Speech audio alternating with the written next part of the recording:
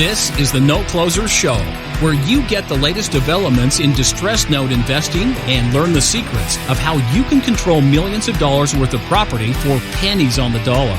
Get educated and entertained by someone who has closed thousands of deals and lives to support you in achieving the same.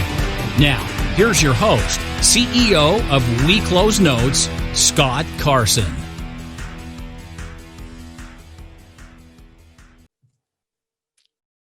Good morning, good afternoon, good evening, everybody. Welcome to this episode of the Note Closer Show. As always, Scott Carson, excited to be here with you today. I am honored to have a very special guest who really is kicking butt and taking names out there. And this episode, guys, we've been talking about different markets out there. We've talked about Miami, we've talked about San Antonio, Dallas, other parts of the country. And I'm honored to have this lady come in and talk about a market that is our number 2 market, actually, as far as our listeners out there. So that if you guys are up in the New Jersey market, sorry, that's my horrible accent, trying to make my accent there. Our guest doesn't have that big one. That's good. But this lady is a phenomenal residential and commercial real estate investor up in the Trenton, New Jersey market. Her and her husband have done an amazing job with their real estate business. She's the co-founder of the DeRosa Group. Started with her husband, Matt, and they are own commercial residential real estate with a mission to transform lives through real estate. She's also big into helping other women out there. She's a co-host of the Real Estate InvestHER show. It's a podcast providing straight talk strategies along with inspiration from successful women who share their journey. She's also got an upcoming online virtual summit here in a couple of weeks. So we are honored to have the always amazing, and it's been way too long since we last connected, the one, the only Liz Faircloth join us on the Note Closer Show today. Good morning, Liz. Absolutely. Thanks, Scott, so much for having me on. It's an honor. It's so nice to see you again and be on and hopefully help your listeners in some way. Yeah. Let's first talk. So you guys have been investors for 15 plus years now, and you've been through an up and down cycle before, like the rest of us, which is a beautiful thing. Are you starting to feel some of the tinglings that you had maybe 15 years ago, or I should say 12 years ago, when the market went south beforehand, with what's going on right now? Yeah. So, it's interesting because the last market, correction was 07 leading into 08. At that point, we had a number of multifamily properties, and then we had a commercial building, and we just bought our commercial space, of this building. It was vacant, and we had just bought it literally, and it was vacant, and the recession hit, and it was like, this is not good. It was a 10,000 square foot building in Trenton, New Jersey. So it was hard to find one tenant, which was our thought process. We were going to get one tenant to fill the space and bingo, bango, and be done. And that's totally not what happened. So we had to get really resourceful very quickly. And we pulled out of that. We ended up breaking it up into small space because it just made the most sense.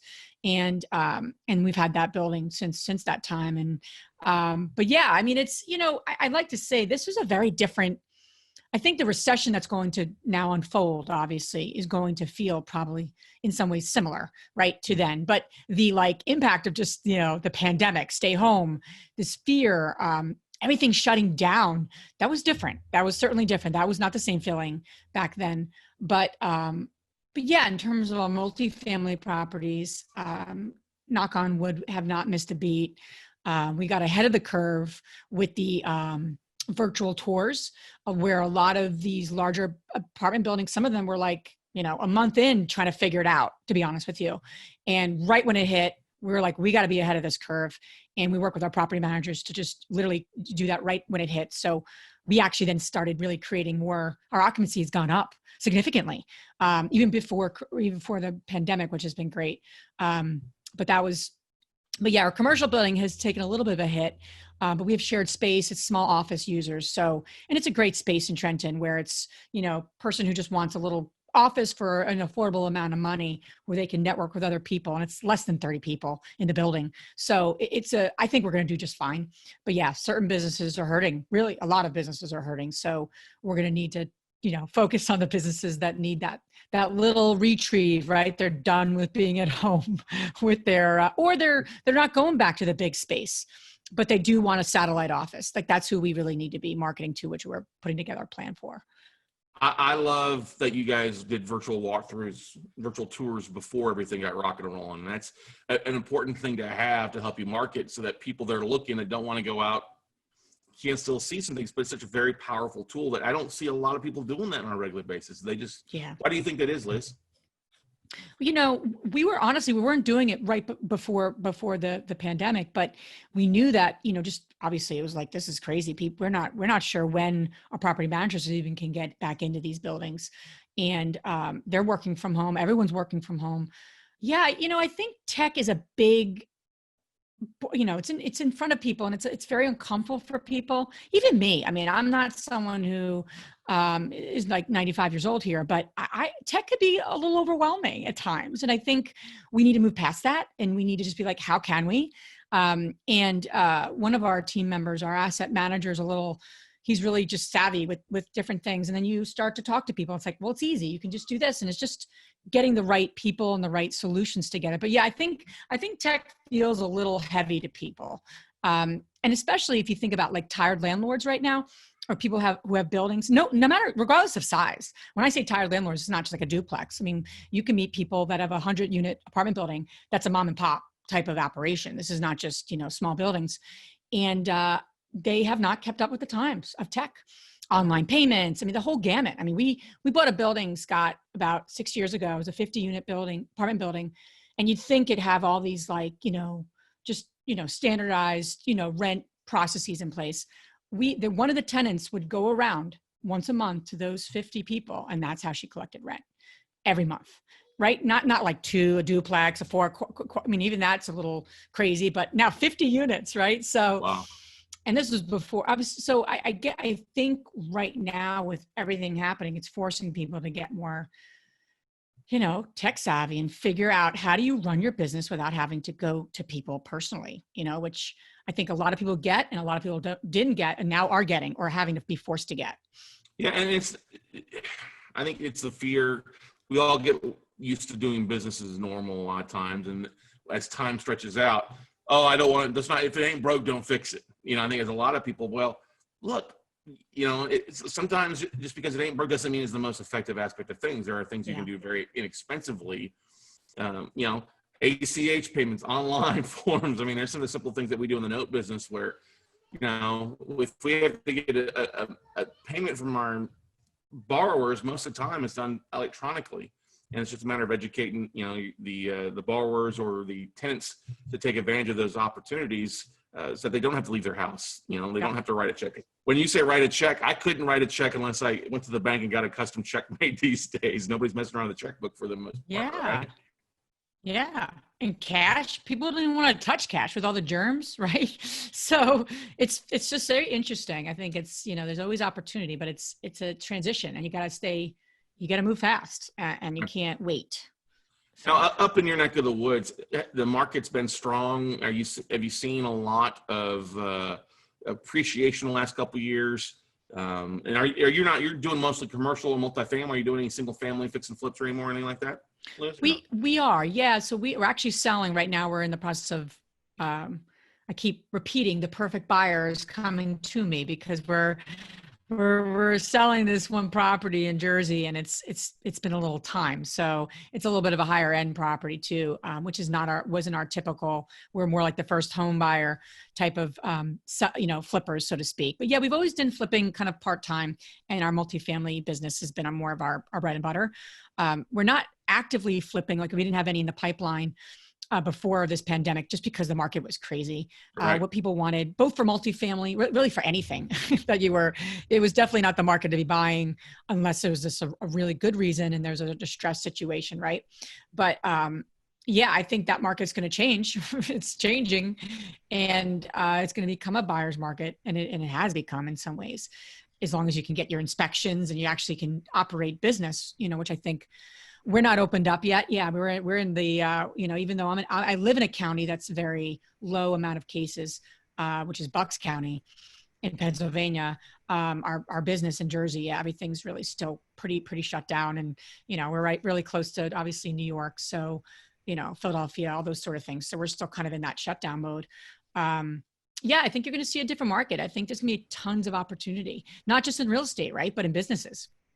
Yeah, And that's that's what we're thinking about is, we're actually launching potentially something new where we can get complementary businesses that support our real estate, because there's going to be a need, desperately a need, because the tired landlord phase is now the tired business owner phase. People can't withstand and really move through this. And a lot of them don't want to. They're done. They were done before the pandemic. Now this is just a good reason to retire and sell their business. Yeah, we're going to see a huge amount of businesses that don't open right back up. Yep. Especially the bigger strip malls.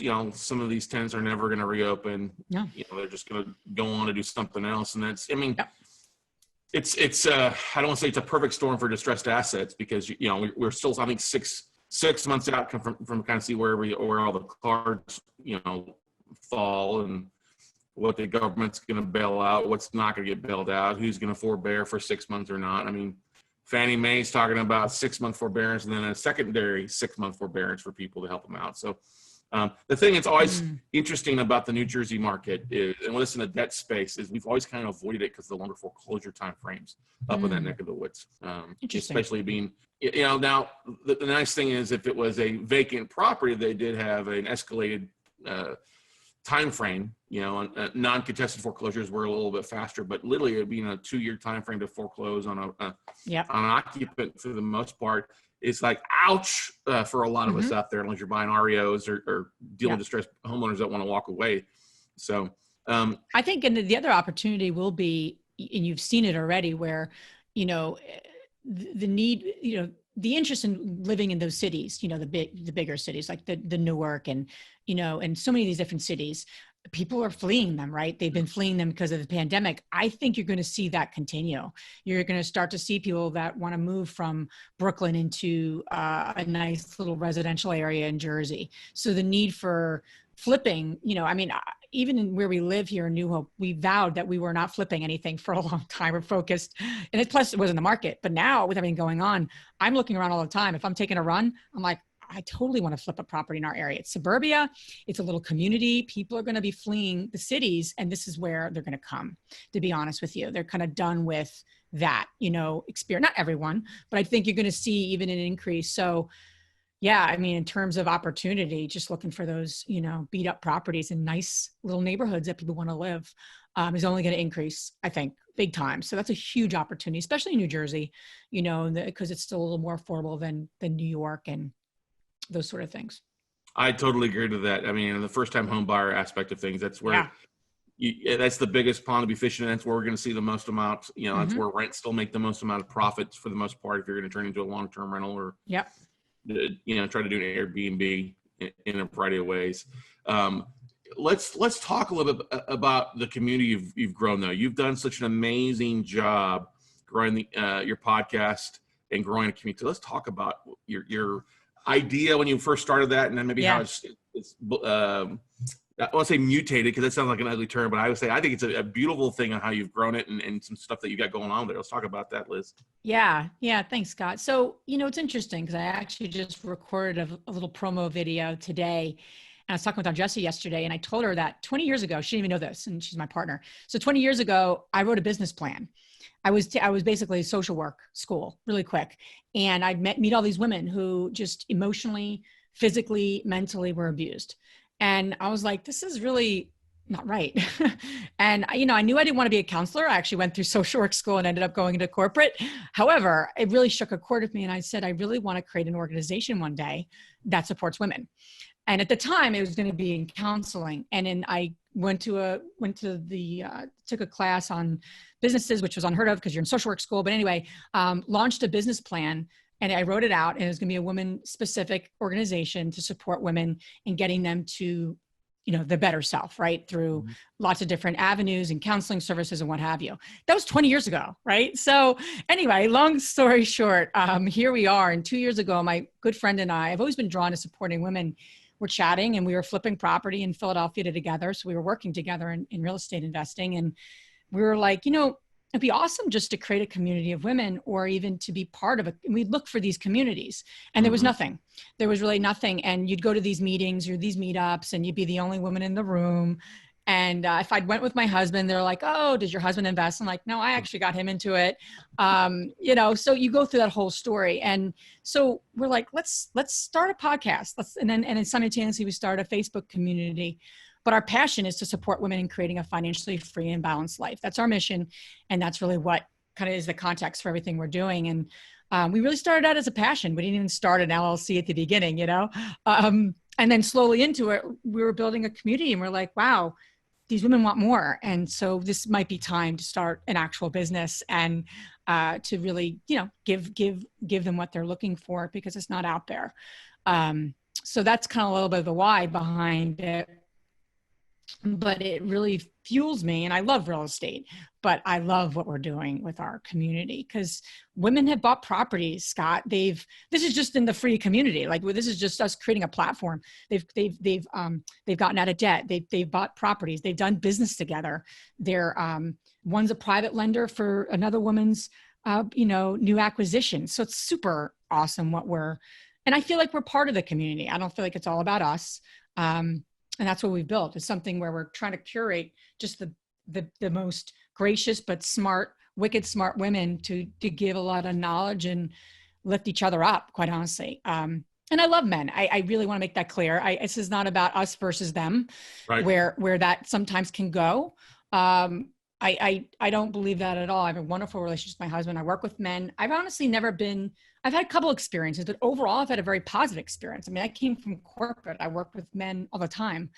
And, but there's value in creating a space for women. And there's value creating space for men, quite honestly. I think there is. So the idea is to lift each other up and not to be better than or anything, but just to create a space that women can see themselves in other women. And that's what you're trying to create. Is it like, wow, if she can do it, I can do it. Even if I have little ones or I have a full-time job, but I know I want to create some financial freedom. And the statistics are staggering, Scott. I mean, I've been obviously studying them. This is our space, but women outlive men, 6 to 8 years. And there's a lot of statistics that show women invest 40% less than men. So is that because they're just not smart enough?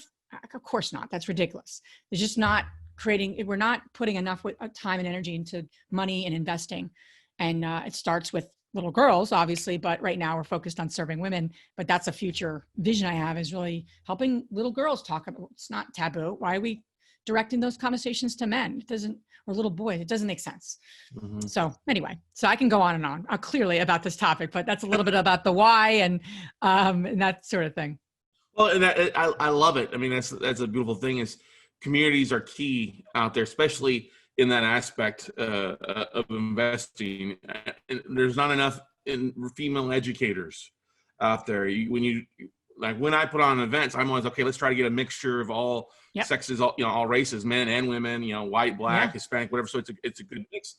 And it's always harder trying to find women a lot of times in a ratio, because it's a smaller ratio compared to male speakers out there. But it's always it's a beautiful passion. And that there needs to be more of them. More women need to take action. More women need to take responsibilities in their retirement and deal phase. I mean, don't get me wrong, a lot of them do bear the most difficult job of all, of being a mom, right? Because it's not an easy what does they call it? The household manager, some have called, is the name I've heard beforehand. Absolutely. It's a beautiful thing, but there are so many opportunities these days with technology and online and training and meetup groups you talked about, of getting the word out and going and doing things out there. And I embrace it. That's why I'm like, I got to have you on to share the message out there, because half of our audience is women. That's awesome. And where do you think, from your relationships that you've met and the women you've helped, what do you seem to see maybe the top couple mind blocks or things that have stopped them from doing things in the past? I want to be general, because I think every woman is different. I mean, we've interviewed now over 100 women, right? And really successful women, all walks of life. And you got some really women who are just like, F it, I'm doing this, so they're just the, go-getter type of women. And we've also interviewed women who are more cautious, naturally. But they've figured it out. So I think caution plays into it. I think women are, again, super general, but overall probably more cautious. And we don't want to make mistakes. And we'd rather not do something than do it wrong. That's a very common thread that seems to be, especially for the women who are getting blocked to get started or to grow their portfolio. I don't think we lead from our, like, how much money we're making or how many properties we, if we get to get a group of women together, you wouldn't be like, one's like, well, I own 10,000 units. And the other one, that's just not the first thing you talk about. Right. That's just, but I know I talked to my husband and he's like, yeah, you get together a group of guys and they're all just bravado. Yeah, I own this and I own that. It's just cute because we talk a lot about it. So I think you're coming from the aspect of, again, totally philosophical, but what role women have in society, right? What have we been conditioned, right? So, but you're playing that into the whole realm of like today's society. So how do you do it all, right? You want this, more financial freedom. You're going to outlive your husband. You're going to need to know these things, right? Even if you don't even know them, but then you also have these other hats, right? You're taking care of the house. You're doing this, you're doing that. How do you kind of get it all done and really in a peaceful way? Because I've worked, I could work 24 hours a day, 7 days a week before kids, but obviously I can't do that because I have a 3-year-old and a 6-year-old. And I don't want to anymore, but right. But the point being is you have to, I think as where are you today? What's the mental blocks or what's just holding you back? And then how do you move through that with a group that's going to support you in a safe way? I think that's really what we're creating. I mean, there's tons of education out there, Scott, better than I've done flips, and I can give you some tips and strategies. I'm sure there's a lot of other people who could teach you how to flip a property better.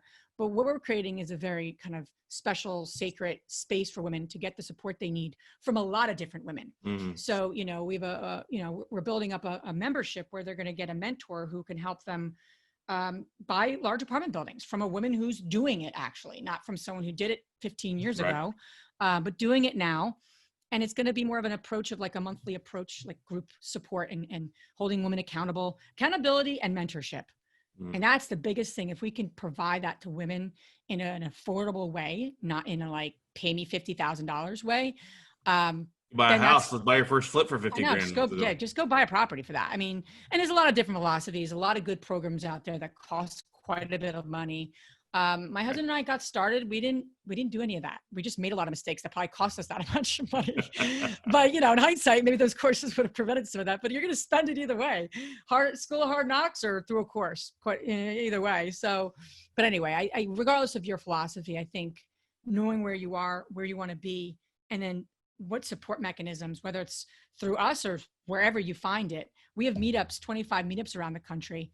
So we'll always do those where you can just literally go to a meetup, an InvestHER meetup, meet some local women and get the support you need. And a lot of those don't cost anything.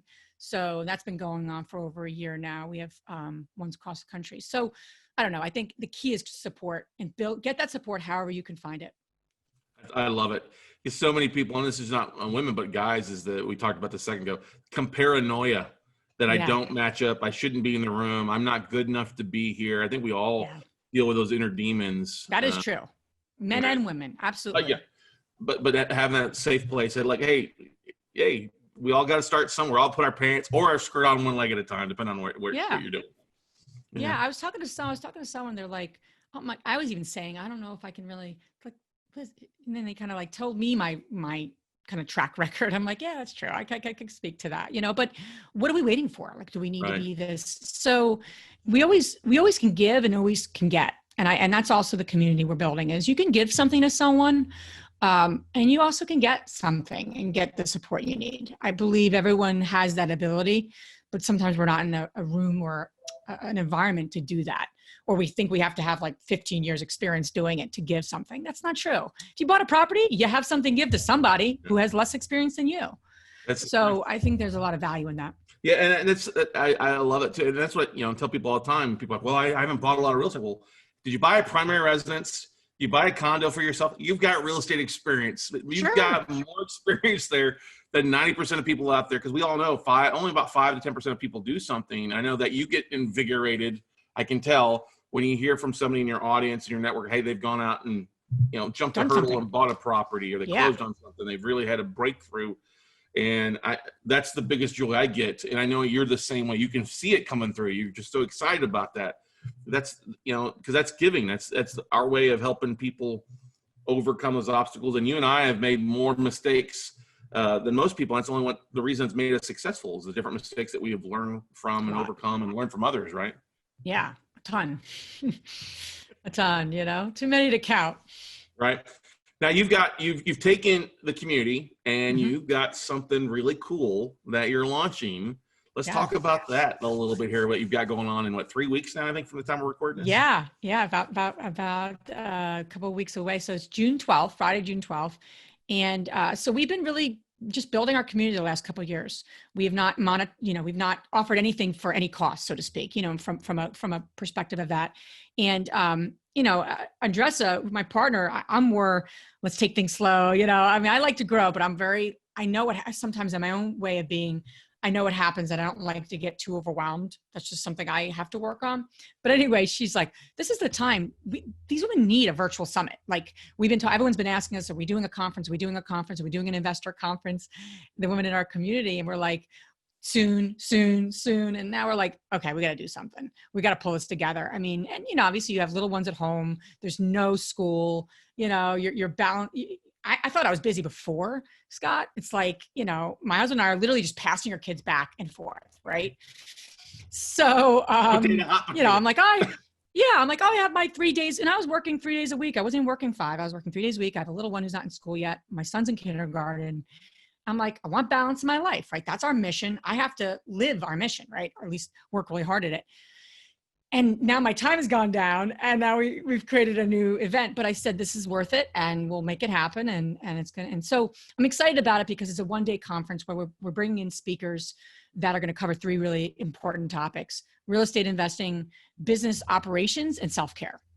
So really aligned with our mission is not just about the real estate knowledge, but also the balance. So we have a woman that's amazing on self-care. She's coming to speak. We got a woman talking about mindset. Really excited how to get unstuck. We have two presentations. We asked our community what they wanted to hear about, and we pretty much built the day from the suggestions. 2 women talking about creative financing. One woman, we both know, Jillian Sidoti, who's awesome, talking about raising private money legally and ethically, and obviously the psychology behind it, because there's a ton of psychology because we've done it, and there's a lot of limiting pieces there. And another one of our really active women in our communities talking about owner financing, because Scott, you and I know the opportunities are not going to be the problem right now, but the financing and the creative financing is going to be it. And if a woman can take away how to put a deal together creatively, that to me is going to be awesome, because there's, so I'm excited about that. Another woman talking about how to scale your business. So we've got a nice little, and then a woman-owned construction owner in Philadelphia. She's won tons of awards. She's going to be talking about like rehabbing a project from A to Z. And then our keynote's talking about economics and how to really take distressed properties and make something from it. So yeah, I'm excited. It's a really packed day, and we've literally handpicked the speakers. Everyone we asked to fill in a slot said yes. Sponsors, they're like, yes. Like, so it's really super cool. Like, I feel like the universe came together for this, because we haven't heard too many no's, which is now we're figuring out the tech and making sure the day runs well and everyone gets what they need from it. But yeah, I'm super excited about it. It's June the 12th. And right now we have early bird pricing. It's $47 for like a whole day of just great content, and you get the recording. So it's kind of a no-brainer, but yeah, super excited about it. What's the website for those? Sure. Yeah, it's our main website, the Real Estate Invest, and then HER.com. And then up on the top right-hand corner, you'll see Virtual Summit, and that'll take to the registration page. You can learn a little more about, the speakers and those things. Yeah, I mean, I'm excited for what we were talking before we record this, and you've got a great lineup. You've got great content there for you. It's just the start of it. I think you will find the one-day thing won't last the next time you do it. It'll be a 2-day or multi-day event, because you've built so much momentum.